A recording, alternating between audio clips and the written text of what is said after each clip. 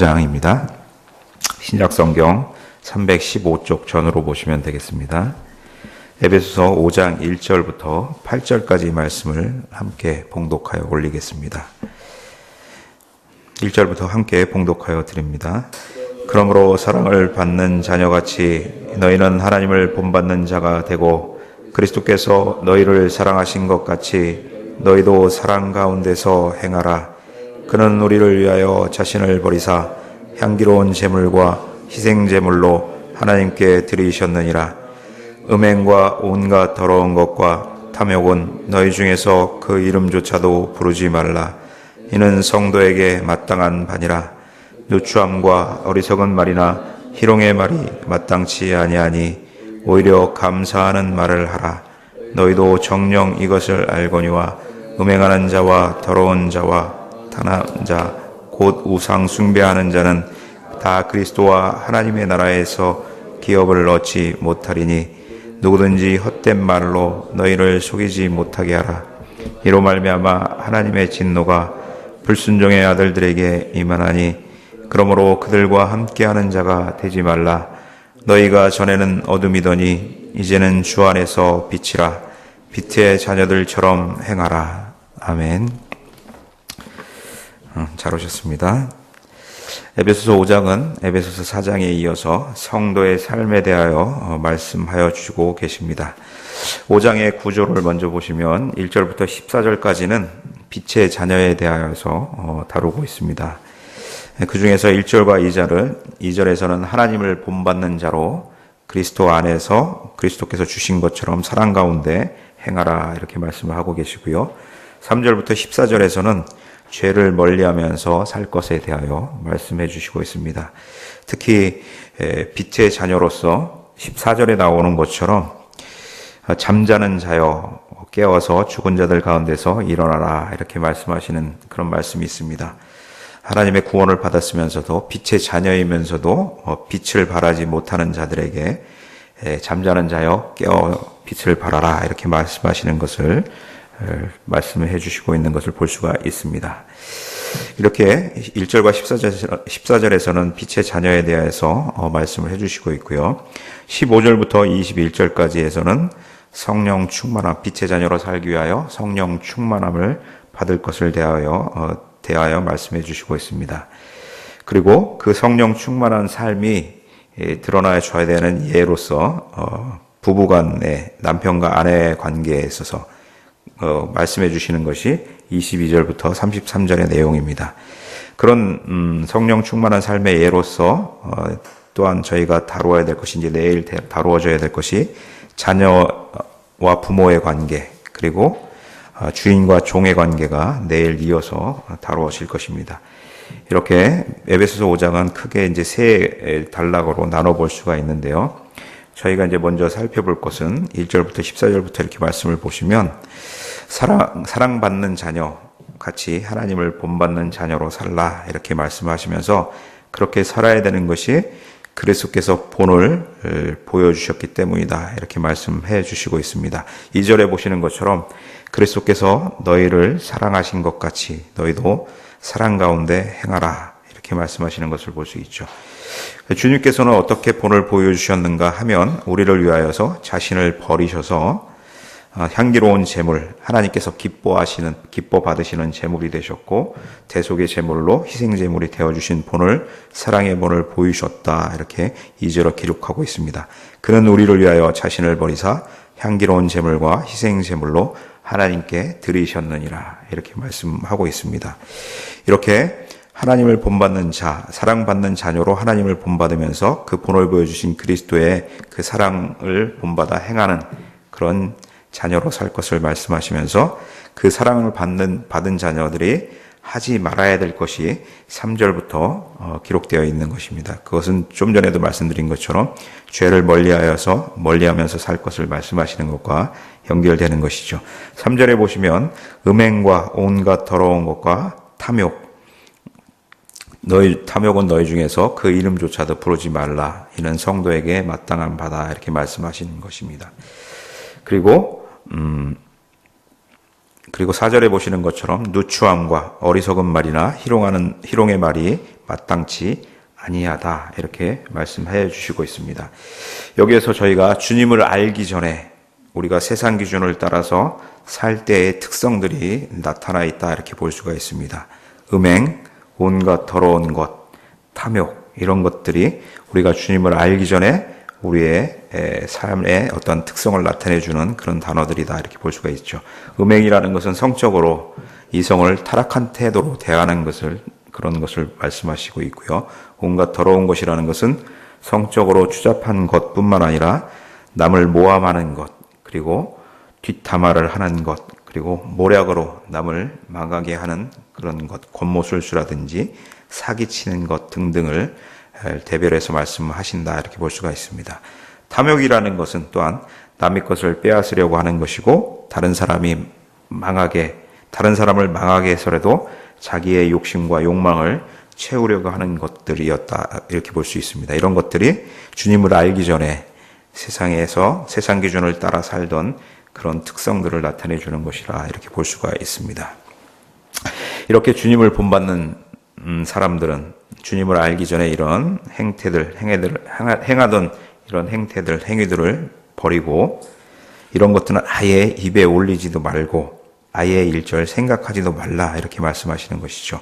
그것이 성도의 고귀한 신분에 합당한 바다, 마땅한 바다 이렇게 말씀하시는 것입니다. 이러면서 생명의 신분을 받은 성도가 얼마나 고귀한 신분인지를 생각하게 해주시는 것이고 그에 맞는 합당한 품격 있는 행함을 하라 이렇게 권면해 주신다 이렇게 볼 수가 있는 것입니다. 주님의 귀한 사랑을 받은 성도이면서 여전히 죄의 구렁텅이에 있는 이것은 합당하지 않다 이렇게 말씀해 주시는 것이죠. 그러면서 그런 죄의 습관을 버리고 더 좋은 경건의 습관을 만들어서 성도가 나아가야 한다라는 것을 독려하고 있다 이렇게 볼 수가 있습니다. 이런 것이 성화의 여정이다 이렇게 볼 수 있는 것이죠.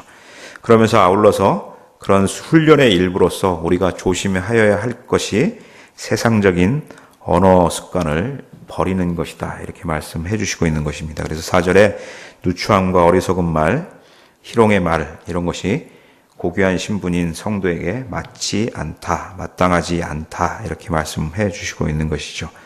왜냐하면 그 사람의 언어가 바로 그 사람의 인격을 그대로 반영하기 때문인 것을 말씀해 주시고 있는 것입니다. 아울러서 신분에 맞게 언어도 사용하라 이렇게 말씀하시는 것이죠. 여기서 누추한 말이라는 것은 수준이 낮은 저질스러운 내용의 말을 말씀하시는 것이고 어리석은 말은 깊이 생각하지 않고 아무 생각 없이 하는 말 이렇게 볼 수가 있습니다. 희롱의 말이라는 것은 상대를 비참하게 만들거나 놀리는 말 이렇게 볼 수가 있는 것이죠. 이런 것이 성도에게는 마땅치 않다라는 것이죠. 오히려 성도에게 맞는 말은 감사하는 말을 하라 이렇게 말씀하시는 것이죠. 이 감사하는 말의 의미에는 복음을 받은 자로서 남을 세우고 붙들어주고 격려하는 말 이런 것들이 포함되어 있다 이렇게 볼 수가 있는 것입니다. 이렇게 성도에게 맞지 않는 누추한 말이라든지 어리석은 말이나 희롱하는 말은 구원받은 자들에게 마땅하지 않는 것이다 이렇게 말씀하시면서 감사하는 말이 성도에게 맞는 마땅한 것이다 이렇게 말씀을 해주시고 그렇게 살기를 바라시는 것이다 이렇게 볼 수가 있습니다. 그리스도의 사랑을 받은 자들로 하나님과 그리스도께 불순종하는 삶이 아니라 순종하는 삶을 살 것을 말씀하시면서 그 빛의 자녀로 살기 위해서는 신분의 변화를 기억하면서 성령 충만한 삶을 살 것을 말씀해 주시는데 이 빛의 자녀로 행하여야 하는 것에 대하여 말씀을 해 주시면서 성도의 신분이 어떻게 변했는지를 8절에서 말씀해 주시고 있습니다. 너희가 전에는 어둠이더니 이제는 주 안에서 빛이라 빛의 자녀들처럼 행하라 이렇게 말씀해 주시고 있습니다. 이전에는 영적으로 주님을 알기 전에는 영적으로 죽었던 자들이었는데 그래서 그 표현을 전에는 어둠이더라 이렇게 말씀하시는 것이고요. 주님을 알아서 주 안에서 빛이 됐다라는 것입니다. 빛이 되어가는 존재가 아니라 주님 안에서 빛 자체가 된 존재다 이렇게 말씀해 주시고 그에 따라서 빛으로 행하라 이렇게 말씀해 주시는 것입니다. 그러니까 빛 자체가 된 성도로서 그러므로 주님께서 기뻐하실 일이 무엇인지 10절에 보시는 것처럼 주를 기쁘시게 할 것이 무엇인가라는 것이 주님께서 기뻐하실 일이 어떤 일인지를 생각하며 행하라 이렇게 말씀해 주시고 있는 것이죠. 주님께서 기뻐하시는 일이라는 것은 모든 착함과 의로움과 진실함의 빛의 열매를 맺는 것이다 이렇게 말씀을 하고 있는 것입니다. 이 빛의 열매라는 것은 저희가 익히 잘 알고 있듯이 갈라디아서 5장 22절에 나오는 말씀처럼 성령의 열매를 말씀하신다 이렇게 볼 수가 있는 것이고요. 사랑, 희락, 화평, 오래 참음, 자비, 양선, 충선, 온유, 절제의 열매를 말하는 것이다 이렇게 볼 수가 있는 것이죠. 우리가 익히 잘 알고 있듯이 빛이라는 것은 빛의 속성을 보면 어둠과 빛이 함께 있을 수가 없고 어둠은 빛이 들어오면서 사라져가게 되는 것처럼 성도는 주님의 사랑을 본받아서 구별된 빛된 거룩한 존재로서 거룩한 삶을 살아야 한다라는 것이죠. 그 빛 자체가 된 성도에게 그리스도께서 명령하신 바가 바로 일상에서 빛된 구별된 삶을 살라고 하는 것이다 라는 것을 기억하셔야 할 것이고요. 그렇게 빛의 자녀로 행하기 위하여서 성령 충만함을 받으라 라고 15절부터 21절까지 말씀을 하고 있습니다. 빛된 삶을 사는 성도는 깊이 생각하고 지혜 있는 말을 하는 것이다 이렇게 말씀을 할 수가 있고요.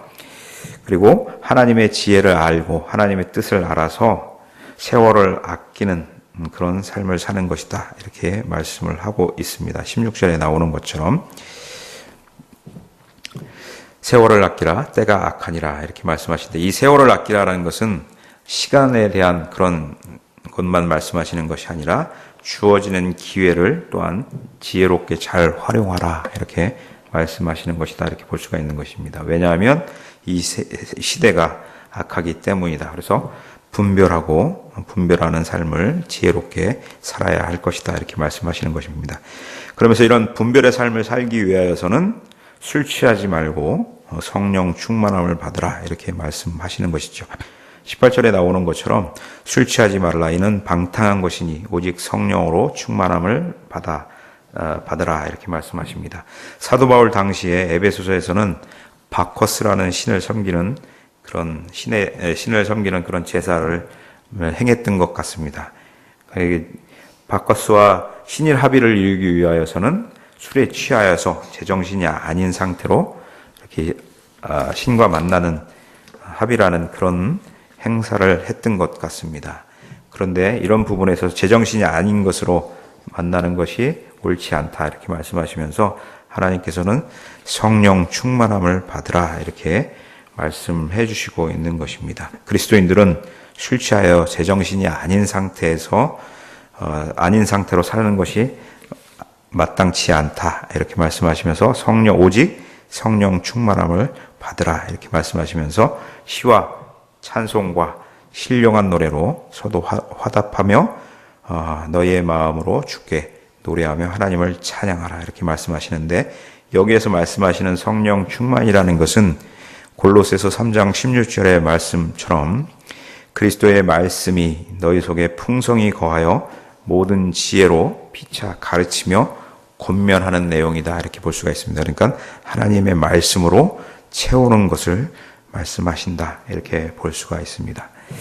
이렇게 성령 충만한 삶으로 찬양하며 주님의 이름으로 하나님께 감사하며 그리스도의 사랑을 받은 자로 그리스도를 경외함으로 서로 성도 간에 피차 겸손함으로 섬겨라 이렇게 말씀하시고 있는 것이 15절부터 21절에 성령 충만함을 받으라 하는 말씀과 연결되는 것이다 이렇게 볼 수가 있고요. 그런 성령 충만한 삶의 예로 살아야 되는 삶의 예로 22절부터 나오는 남편과 아내에 대한 얘기가 나오고 6장 1절부터 4절에는 부모와 자녀 관계에 대한 말씀을 해주시고 있고요.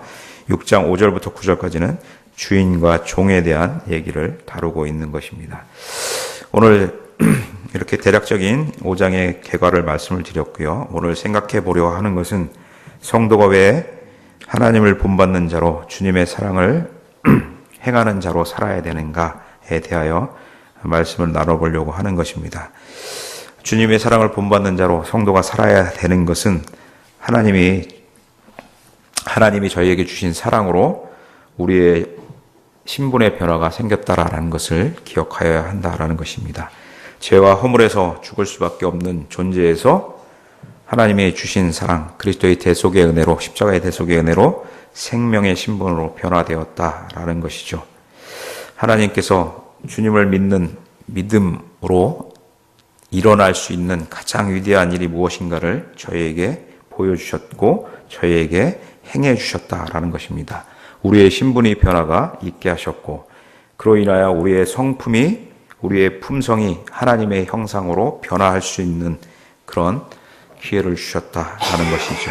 그렇기 때문에 하나님을 본받아 그리스도께서 하신 것처럼 사랑 가운데 행하는 것이 하나님의 품성을 닮아가는, 하나님의 형상을 닮아가는 것이기 때문에 주님의 사랑을, 하나님을 본받아 주님의 사랑을 행하는 자로 살아라, 이렇게 말씀하신다라는 것입니다. 성도는 이 세상의 법을 따라 사는 그런 것이 아니라 예전에 그런 세상의 법을 따라서 살던 것에서 떠나 하나님을 본받아 이 세상에서 새로운 삶을 살아가야 하는 존재인 것이기 때문에 주님의 사랑을 본받으라, 이렇게 말씀하시는 것이다 라는 것입니다. 그 하나님의 사랑은 우리의 있는 그대로의 모습을 받아주시는 그런 사랑인 것이죠. 삭개오나 베드로나 많은 신앙의 선배들의 예를 통하여서 저희가 확인할 수가 있는 것입니다. 그리고 좀 전에도 말씀드렸듯이 주님의 사랑을 받은 자들은 죽을 수밖에 없는 허물과 죄에서부터 깨끗함을 받고 자유함을 선물로, 은혜로 받은 자들이기 때문인 것입니다. 그리고 주님의 닮은 인품으로 만들어 가야 되는 존재이기 때문에 주님의 사랑을 본받는 자로 살아라, 이렇게 말씀하시는 것이다 라는 것이죠.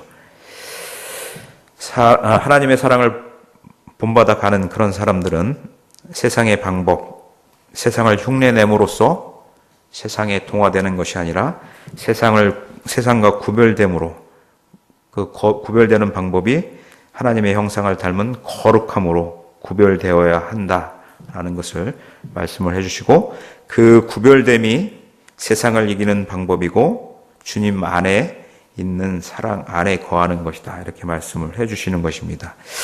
이 시대에 기독교인들이 힘이 없는 무기력한 모습들을 많이 보게 되고 저도 그런 것을 느낄 때가 많이 있습니다.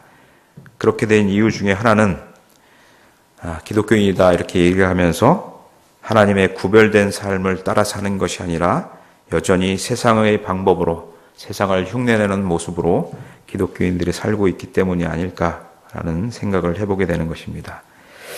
따라서 주님의 본을 닮은 행함과 주님 닮은 인품으로 세상을 이기는 거룩으로 살아가야 하는 존재가 바로 성도다라는 것을 기억하시는 삶을 사시기를 바라는 것입니다. 생명의 신분을 받은 고귀한 자가 행하여야 하는 마땅한 것이 바로 구별됨이다라는 것을 기억하시면 좋겠습니다.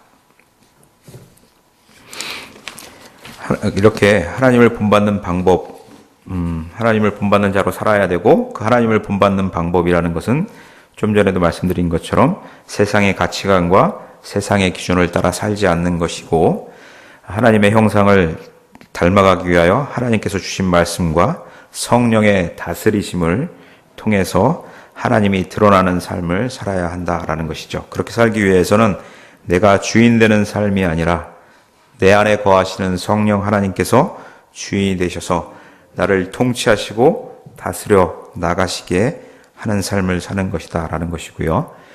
하나님을 본받는 방법의 최고의 삶의 모습은 그리스도께서 저희에게 보여주신 그 희생의 삶을 본받아 사는 삶이 아닐까 생각해 보는 것입니다. 다른 사람을 위하여 자기가 소중하게 여기는 것을 희생할 수 있는 삶, 그것이 바로 하나님을 닮은 최고의 섬김의 삶이 아닐까 생각하는 것입니다. 2절의 말씀에 보시는 것처럼 그리스도께서 너희를 사랑하신 것 같이 너희도 사랑 가운데 행하라. 그는 우리를 위하여 자신을 버리사 향기로운 제물과 희생 제물로 하나님께 드리셨느니라. 이렇게 희생의 삶을 저에게 본을 보여주셨다라는 것을 기억하셔야 할 것입니다.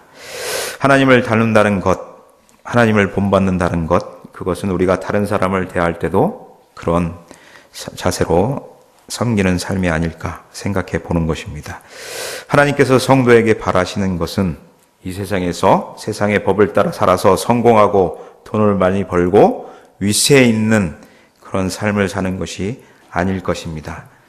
이 희망 없고 제약된 세상에서 순결의 삶이 무엇인가를 보여주고 사납고 악랄하고 공격적이지 않으면 살아남을 수 없는 이 세태 속에서, 이 저주가 가득한 이 세상 속에서 온유하고 겸손함이 무엇인지를 보여주는 삶을 살기를 바라실 것입니다. 그리고 약한 자, 힘없는 자를 짓밟고 자기보다 못한 자를 희롱하며 물어뜯는 이 세상에서 남을 위하여 헌신의 삶을 산다는 것, 자기를 포기하며 산다는 것이 무엇인지를 보여주는 것이 하나님께서 성도에게 바라시는 삶일 것이다 라는 것이죠. 왜 그러냐 하면, 하나님께서 성도에게 그러신 것을, 그런 삶을 원하시느냐 하면, 주님이 그러셨듯이 희망 없는 이 세상에서 주님의 사랑을 본받는 자로 산다는 것이 무엇인지, 그리고 희망 없는 이 땅에 하나님의 거룩한 희망을 심는다는 것이 무엇인지를 보여줄 자가 바로 성도이기 때문인 것입니다. 주님의 사랑을 받은 자로 주님의 사랑을 본받는 삶을 살아야 하는 그 당위성이 바로 그렇기 때문에 성도에게 있는 것이죠. 성도는 누구일까요? 성도는 바로 하나님께서 쓰시려고 구별하여 놓은 택한 그릇이다라는 것을 기억하셔야 합니다. 하나님을 찬양하고 하나님을 섬기는 데 쓰시려고 성별된 무리들을 세상 사람들 가운데서 구별하여 놓은 존재가 바로 성도인 것입니다. 성도의 사명이 무엇인지를 기억하셔야 될 것이고요. 그렇기 때문에 그 사명을 기억한다면 세상 사람들과 혼합되거나 섞이거나 이런 삶을 사는 것이 아니라 마땅히 구별된 삶으로 살아야 될 것이다 라는 것입니다. 왜 그렇게 살아야 되냐면 교회와 성도가 바로 이 세상의 유일한 주님께서 주신 소망이기 때문인 것을 기억하셔야 한다라는 것입니다. 로마서 12장 2절에 보시는 말씀처럼 너희는 이 세대를 본받지 말고 오직 마음을 새롭게 함으로 변화를 받아 하나님의 선하시고 기뻐하시고 온전하신 뜻이 무엇인지 분별하는 그런 삶을 살아야 한다라는 것이죠. 즉 거룩하게 구별되는 그런 삶, 그래서 세상에 소망을 심어주는 그런 성도의 삶을 살기를 바라시는 것이다 라는 것입니다. 아무쪼록 세상과 구별된 거룩한 삶을 살아 세상의 희망과 소망이 되는 교회, 그리고 세상의 희망과 소망이 되는 저와 성도님들의 삶이 되시기를 기원합니다. 기도하겠습니다. 교회의 머리 되시는 주님을 모시는 한 지체로 삼아주심을 감사를 드립니다. 주님의 사랑을 받은 자로 주님의 사랑을 잘 실천하는 성령 충만한 삶을 살게 하여 주시옵소서. 또한 주님의 사랑을 본받는 자로 빛 자체인 성도가 된 것을 감사하며 세상의 빛을 비추어 어둠을 물리치는 구별된 삶을 살아가게 하여 주옵소서. 그러나 분명히 알 것은 주님의 사랑을 받은 자로 그리스도께서 주신 말씀을 따라 성령의 충만함이 없이 행하는 그 모든 것은 헛된 말로 속이는 것임을 알고 이 세태에 분별하는 그런 지혜를 가셔 주님을 경외함으로 성도 상호간에 귀한 그리스도의 섬김으로 섬기는 그런 신앙의 동력길을 가게 하여 주시옵소서. 주님, 교회를 든든히 세워주시기를 소망합니다. 그런 와중에 저희가 주님의 바른 말씀을 알고 분별의 지혜를 받기 위하여 교리 공부를 하고 있습니다. 주님 그 시간을 은혜로 함께하여 주시고 또한 기대하는 마음으로 참여하여서 바른 진리를 배우는 기쁨을 누리게 하여 주시옵소서.